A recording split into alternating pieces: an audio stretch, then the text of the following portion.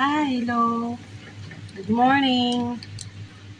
Ah, Ngayon sa video ko, magano ako ng antigen test.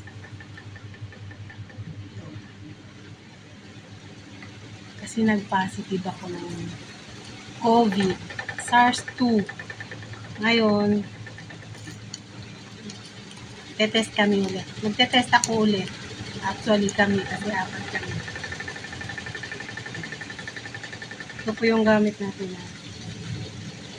Ito yung bulak. Ito yung kit. Ito yung chemical saan ilulublog yung yung bulak. Ngayon, kakalkalin ko na yung ilong ko. Wish me luck! Open ko.